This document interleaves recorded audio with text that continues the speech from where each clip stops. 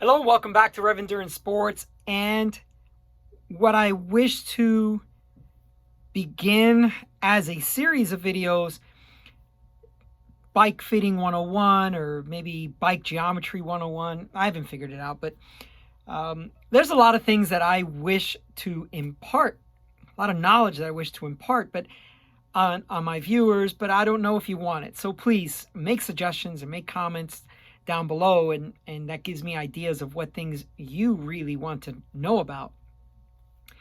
And that's where we are now. There's a person, Schaeffer, who made a comment, and I wish to read the comment and then make my comments on that. So let's start with that. So I asked, like I always do, I ask people to subscribe to the channel just because with more subscriptions, more opportunities may present themselves over the next months, years, and whatever.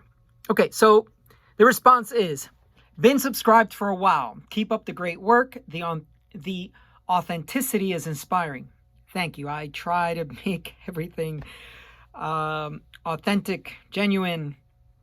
I'm opinionated, so I guess I think it was my girlfriend that said, this is a perfect forum for you because you get to vent and or be opinionated, and people will either like or not like, but at least you have an audience to vent these things to. So I'm assuming, the authenticity is inspiring. The audience will come.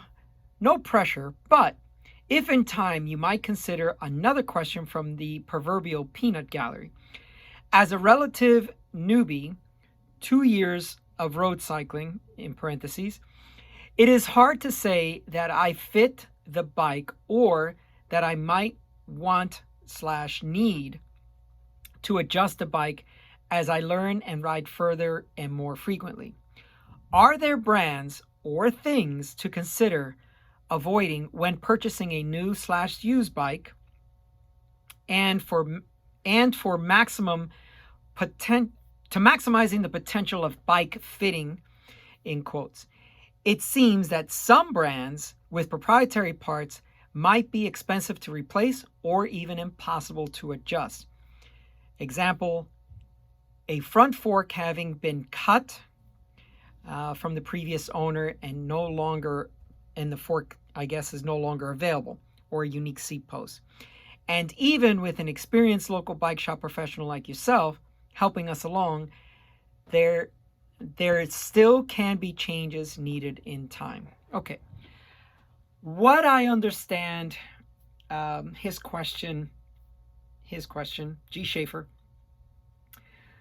to ask is, hey, I'm new, I have a bike, I may be looking at another bike.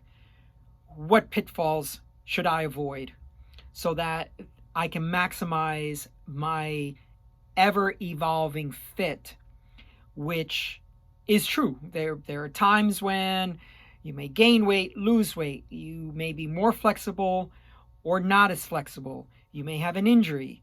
You may have all kinds of reasons why your fit will change. So what I wanted to do is just kind of talk about, like, let's just use this frame as an example, as a prop. Actually, let me start with the bad news first. So unfortunately, the bike industry, the prospects are quite grim. You have a situation now where bike manufacturers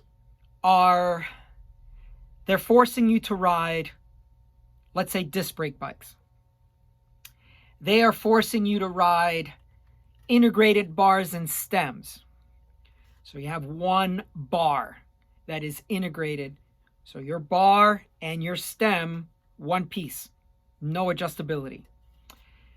You have an industry that is so focused on proprietary items, like G. Schaeffer mentions, seat posts.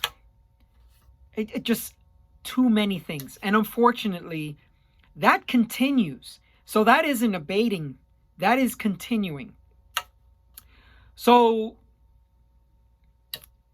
it's going to be far more difficult as the years go on to have a bike that doesn't have proprietary stuff on it and that is very adjustable to your ever-growing needs.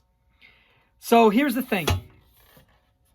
If I were to give this advice to G. Schaeffer, which this is just very generalized statements, okay? I don't know enough about G. Schaeffer, and I don't know enough about his or her bike fit, their riding or racing needs. I don't know anything about G. Schaeffer except for that comment.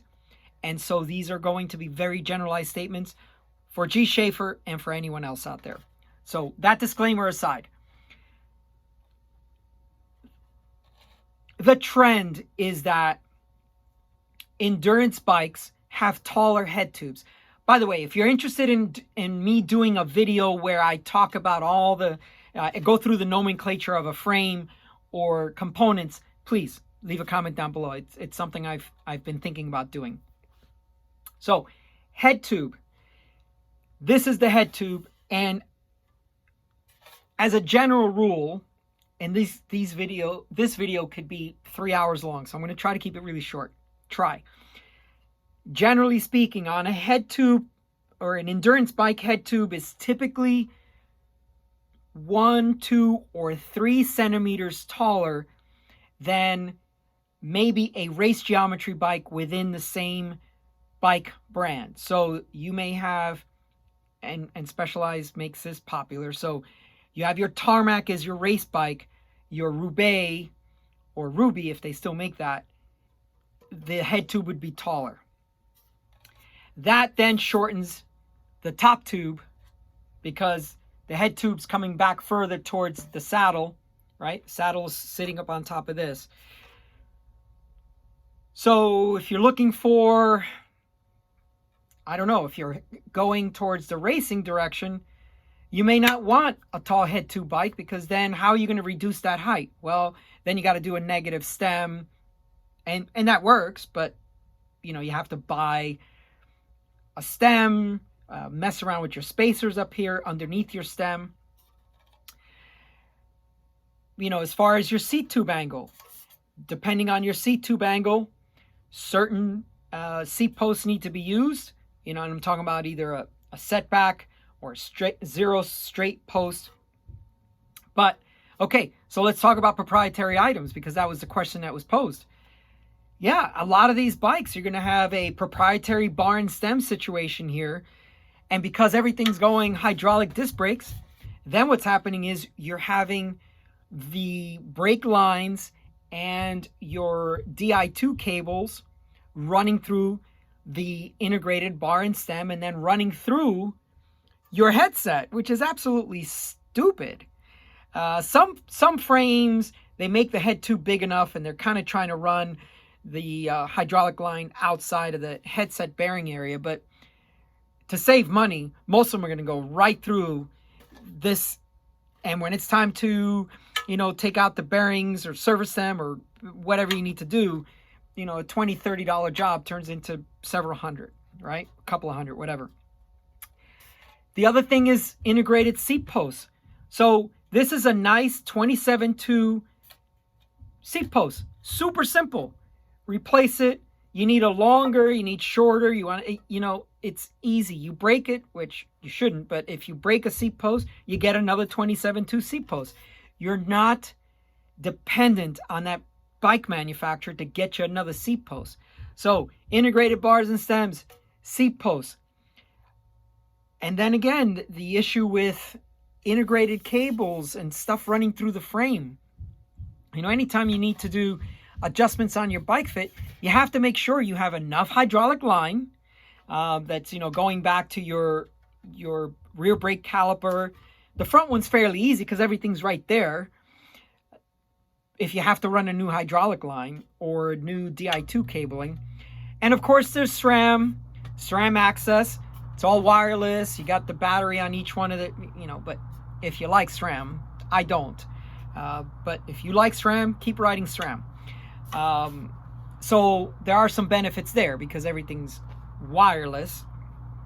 But it's really tough for you to find a bike these days and going forward that you can just do whatever you want fit-wise. And I want to cover one more thing. Like I said, this video could be 3 hours long, so I'll try to make it more pointed towards the questions that were asked. In my personal opinion, I do not like taller head tubes. I do not like endurance geometry, okay? The bikes handle weird. My opinion, I don't like them. I just don't like endurance geometry. So I like a race geometry bike. When people come in for bike fits, almost always they got the stem way up, they got a bunch of stack height, they got their bars rotated up so their grip is like this on the shifters instead of just nice and flat. And I'm like, why do you have it like this? Oh, I'm trying to get longer and longer rides, and I'm like, but that can't be comfortable. You can't descend confidently that way, can you? And they're like, oh yeah, no, I'm terrified of descending. Well, then why are you riding this way? And some bike fitter did that, and that's okay because that was a conversation they had then. But now they're in my fitting stand, and I'm like, why do you have it that way? Have you considered this instead? And invariably they ride the bike and they're like, oh my God, it feels like a completely different bike. I feel a lot more confident riding this bike without all that stack or actually having access to my drop bars. Because in the past they didn't have access to the drop bar. Why?